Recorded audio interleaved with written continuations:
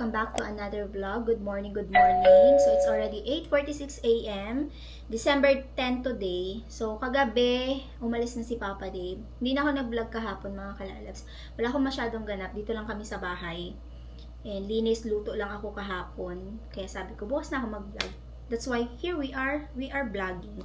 Today is going to be a busy day kasi bibili ako ng box para sa mga dadalhin natin sa Pinas na supposed to be wala akong dadalhin.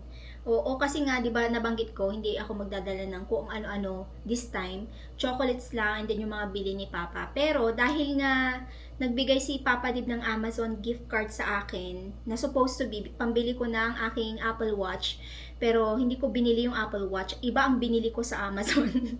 Bumili ako ng gamit sa kusina. Ayan, set siya. Dadalhin natin sa Pinas. And then, bumili din ako ng mga vitamins ni Papa. Kasi nga, ang pangalan nito, gamitin ko yung gift card, diba? Supposed to be sa Costco ako bibili ng vitamins niya. Eh, meron sa Amazon. So, ginamit ko na lang yung diba, gift card para pambili ng mga vitamins. And then, meron ako mga nabili na dito sa likod ko. Chocolates, tsaka yung mga candle galing sa Bath and Body Works. Actually, pupunta pa ako ng Bath and Body Works. Bibili ako ng kung ano pa yung mabibili. And hoping na may sale sila ulit. Kasi meron ako nito, pag nag-purchase ka ng $40, meron kang $10 off. Sayang din yan. Gamitin natin to. Gagamitin ko to. Siguro pabango or yung mga pang saksakan ng diffuser ko para sa dadalhin ko kasi sa Pinas para may pabango doon sa loob ng rooms at saka sa living room. Ayan, 'di ba? Hay nako, yung walang dadalhin may madadala pala. And i-haul ko na nga lang din tong mga nabili natin sa Costco na mga tsokolate. Ayan, ito yung mga dadalhin natin sa Pinas. Mga pang mga pang bata talaga siya. May nag-comment pala, nabasa ko. Sabi niya, Mami Faye, masarap yung chocolate na yan. Creamy daw to, itong chocolate na to. And, buti na lang binili ko siya. Hindi ko pa kasi ito na-try. Mukha siyang masarap nga eh. And then, makapal. Diba? Makapal yung pagkaka-chocolate niya. And then, maliit lang. Saktong-sakto. Ito yung nabili ko sa Walmart. Nakasale kasi siya. So, 4 na piraso. Ayan. Maiba naman yung chocolate na dadalhin natin. Kasi last time na nagdala ako is yung mga, alam niyo yung maliit na ganyan. Yung pang pang giveaway sa hotel. Yung mga maliliit na chocolate. Gustong-gusto kasi ni Edenil yun. And then sakto lang din yun. Yung parang pag gusto mong kumain ng matamis, isang piraso lang okay na. And din yun, creamy din yun. Kaya yun lagi kong binibili. Sabi ko this time hindi ako magdadala nun. Magdala tayo ng ibang chocolate. So ayan, yung mga nabili natin. And Toblerone, ito yung maliliit, hindi siya yung mga calves, yung mahaba na ganyan. Maliliit siya, yung parang siyang candies, ayan siya ganyan. And sakto din, okay din to, na pang bigay-bigay sa mga bata. And ito, sobrang lalaki. Nakasale kasi to mga kalalabs. O, diba? Ito talaga yung number 1 na parang syala-syala mong dalhin. And naka-sale. So, that's good. And then, alam nyo ba, sa London Drugs, sa Shoppers, sobrang, yung lang to yung parang hindi ganito kalaki. Maganda siyang pang regalo. Yung 24 pieces or 16 pieces ba yung laman nun? Mura lang din siya. And mura din to sa Costco. Kaya, binili ko na lang din. So, ayan yung mga dadalhin natin sa Pinas. Pupunta pa ako ng Costco kasi may bilhin pa si Papa ko na sabi niya, huling hirit ni Papa. Pabili ako ng kasoy, anak. Paborito niya yun eh. Pabibili din tayo sa Costco ng kasoy para kay Papa. Siya na talaga ang ang daming bilhin. Ayan. Okay, nabili na pala to. Sold na to mga kalos. Marami nagtanong dito sa wallet na to. Sold na po siya. Nabenta ko na siya. May bumili. Salamat dun sa bumili. Ship ko na lang to pag dumating sa Pinas. Ayan. Diba? Ang ganda nito eh. Okay. Ube, are we busy today? Yung alaga ko. Ayan, yung speaker pala na dadalhin natin is this one. Ito yung pang-karaoke ni Edenil na alam naman natin na magsisigaw-sigaw siya sa kagubatan. Dahil mahilig siyang kumanta, ayan. Dalhin na lang natin kasi hindi ko naman siya nagagamit. Ang kinagandahan dito, may dalawa siyang mic, i-charge mo lang yung mic, tapos i-charge mo lang din yung speaker. Pwede mo siyang dalhin sa beach, sa kung saan yung picnic, kung saan mo gustong mangbulabog ng tao. Ayan. Para kay Idinil, 'di ba? Para doon sa bahay. Kasi mahilig silang magkara-karaoke doon.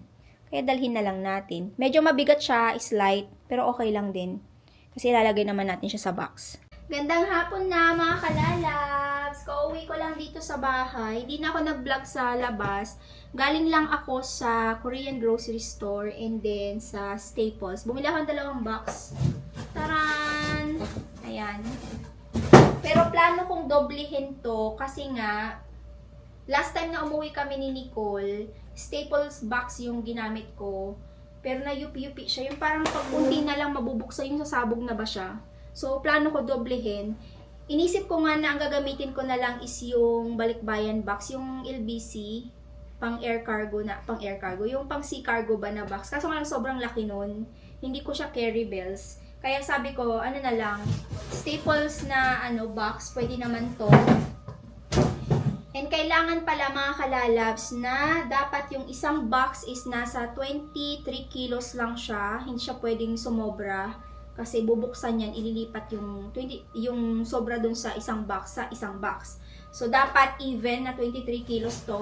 Ayan, 23 kilos each. Tag-isa kami ni Nicole and then dalawang hand carry. Pero I am 100% na yung dalawang luggage namin hindi siya magiging hand carry. Baka i-check-in din namin siya. Ganun kasi yung nangyari last time. Pero isa lang kasing box yung dala ko eh. And Philippine Airline yun. Ngayon kasi Eva Air. Magle-layover kami sa Taiwan. And then Taiwan to Clark Airport. First time naming mag-land sa Clark. Naisip namin na doon kasi mas malapit siya. Hindi na siya ganun kalayo sa pag-uwi sa probinsya. So first time ko sa Clark Airport. Kaya iniisip ko din yung mga dadalhin. Kasi medyo meron ako napanood na video kani-kanina lang about sa Philippine Custom na meron silang mga rules na ngayon sa mga pwede mong dalhin. Sabi, yung dalawang shampoo, meron silang parang nakita ko, sabi niya is, so sabi niya dito, mga kalalabs, is, ang pwede mo lang daw dalhin, correct me if I'm wrong, ang sabi niya is, pag magdadala ka ng toys, 10 pieces lang. Mga pabango, perfume, siguro ito yung mga expensive na pabango, 5 pieces lang. Lipstick, kung mahilig kayo, 10 pieces. Shampoo, 2 kg. Lotion, 2 kg. Bar soap, 2 kg. May S. Assorted cosmetic, 1 kg. Household na hazardous substance, 5 kilograms, and then vitamins is 500 grams, and then processed food is 10 kilograms. Kung gusto nyo magdala ng alak is 2 bottles only. So, hindi ko alam kung ano ba dito yung kaganapan. Wala naman akong dalang shampoo. Wala din akong dalang lotion. So, okay ako dyan. Expensive pabango, wala din naman. Kasi hindi pa ako bumibili ng yung mga pabango na dadalhin, Victoria's Secret or Bath and Body Works. Kasi okay naman yan mga kalalabs siguro, kasi hindi naman siya yung mamahalin. And i-declare lang para hindi magkaroon ng problema. And I believe na ang dito is parang iniisip nila na dapat sakto lang yung dalhin mo kasi iniisip nila baka yung dadalhin mo kunyari pabango na 20 pieces na yung mga imported, mga mamahalin talaga tapos ibebenta mo sa Pinas, parang ganun. Correct me if I'm wrong, no? Parang ang weird lang na ganun yung rules ngayon kasi ako before pag umuwi ako nakakapag 24 Bath and Body Works, 24 pieces of Bath and Body Works, Victoria's Secret, lotion, sabon, shampoo, yung mga ganyan. Ang dami kong bit-bit, ang bibigat nun, no? Pero ngayon, parang natakot tuloy akong magdala ng kung ano-ano. Pero okay naman yung akin, basta i-declare lang. Kasi wala namang, hindi namang ganun kalaki yung binastos ko dito sa mga items na dala ko, no? Yung iba siguro nasa 100,000, ganon, yung mga bit-bit nila. Pero ako kasi, nasa less than, lang to, like nasa 25,000 pesos, parang ganon. Yung mga dala natin para sa Pinas. Hindi naman talaga ako magdadala talaga, pero yun nga, nakabili tayo ng mga, may nilalaga kasi akong buto-buto dito. Tayo lang, i-ano natin siya. Baka mamaya umapaw. Tayo lang ha. Ayan. Meron kasi akong biglaan na binili sa Amazon and gusto kong dalhin talaga sa Pinas. So, I think it will be okay. Declare ko na lang siya and resibo, ganyan. Kailangan may resibo daw. Ang daming ganap no sa Pinas. May G. Nahihirapan tuloy yung mga OFW or mga kagaya kong umuwi sa Pinas na may bitbit. Pero yung iba sabi nila padala na lang sa LBC, ganyan, ipa-cargo na lang muna. Pero kung biglaan yung uwi mo, 'di ba? Paano na? 'Di ba mga kalalabs? Pag biglaan yung uwi mo, paano mapapa cargo 'yan, 'di ba? Oh, so anyway, yun yung kaganapan sa napanood ko kanina. Kaya, ay nako, medyo na-stress ako ng slight, pero overall, okay naman kasi hindi naman ganun kaano.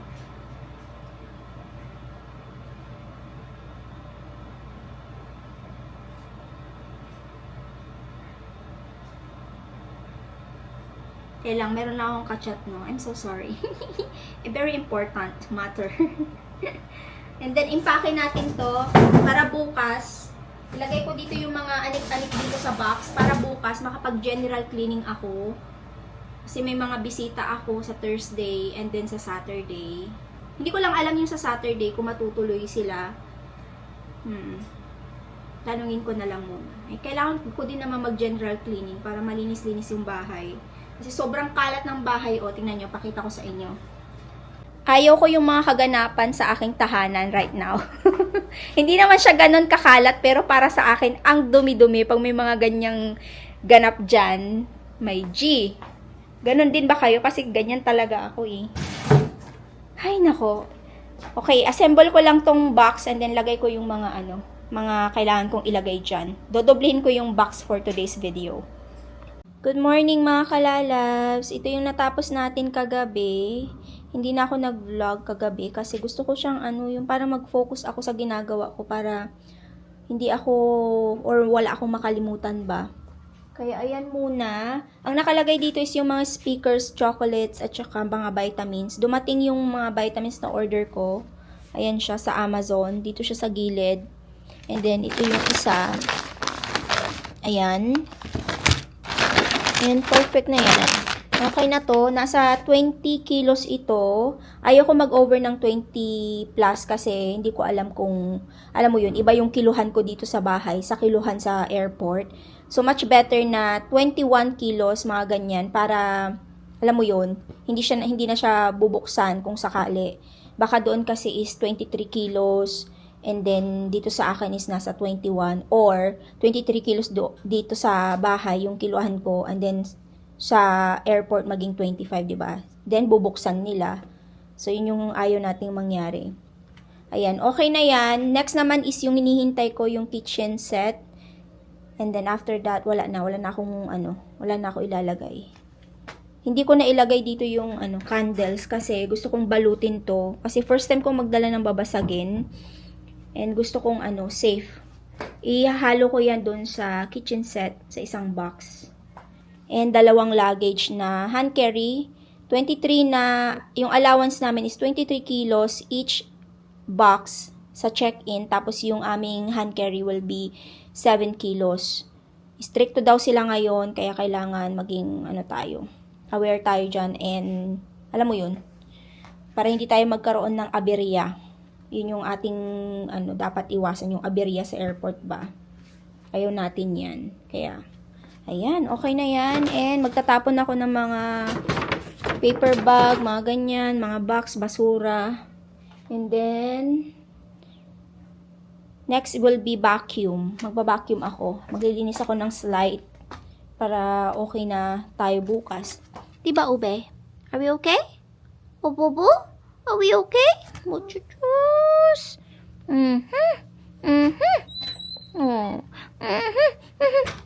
No, magbabay ka na kay Nicole na late na naman. Lagi na lang late. Ito pala ay, magaling ko pala ito, no. Ilagay na lang natin dito. Sa isang luggage, ay sa isang box na lang. Kain pala tayo mga kalalas. Meron akong nilagang kamoting kahoy. Sinasawsaw ko siya dito sa may sugar, brown sugar. And then coffee. Si Ube, gusto niyang pumasok sa box. Sabi ko, wag kang pumasok sa box, B. Kasi yung yung mga hair mo, sasama sa box. Kaya ito na siya ngayon. Tingnan niyo siya, oh. Ayan siya dyan, oh. Ayan, nasad ang lola niyo. Sabi niya, ayaw niya akong papasukin sa box. Dito na nga lang ako sa shopping bag, sabi niya. Nakakatawa si Ube. Ayan, magbe-breakfast ako and then after this, magba-vacuum. And yung final na general cleaning ko, maybe siguro weekend. Para kunting vacuum lang kasi bukas nandito sila Krishna. And ayaw kong mahimulmul yung carpet ba, tsaka maalikabok. Kaya konting vacuum lang. I am happy kasi yung first batch ng ating box o yung ating bagahe is patapos na. Next naman is yung isa pang box. Hinihintay ko lang talaga yung yung kitchen set na binili ko. Dalawa kasi yon. Hindi ko alam kung gaano siya kalaki. And hindi naman siya masyadong mabigat kaya okay lang. Bibili ulit ako ng isa pang box. Itong isa, dinobli ko siya kasi medyo mabigat to dahil nga dun sa speaker. And yung isa naman, siguro hindi ko na siya dodoblehin. Okay na isang box lang. Kasi magaan lang din naman yun. Maglalagay lang ako ng yung nabili sa Amazon, tapos yung candle, and then ano pa ba? Ay, may pinapabili pa palang kasoy si Papa. And then ano pa ba yung bibilihin natin? I think yun lang naman. Tapos yung mga pasabay, may nagpabili sa akin ng bag, tapos ng sapatos. So yun lang yung mga ilalagay ko dito. Ilalagay ko dun sa isang box. So yan yung first batch ng ating dadalhin sa Pinas. And then, yeah, I think tomorrow will be final and then ready na tayong umalis. Diba? See you soon, Pinas. Diba mga kalalabs? Anyway, I will be ending my vlog here mga kalalabs and then continue ko na lang yung vlog ko mamaya. Kaya salamat po sa panonood. Sana po ay na-enjoy nyo yung vlog for today's video. I'll see you soon on our next vlog. Please don't forget to like, subscribe if you haven't yet. I-ring nyo po yung bell icon para ma-notify po kayo sa tuwing mag-upload kami ng panibagong video. See you on our next vlog. Bye! God bless!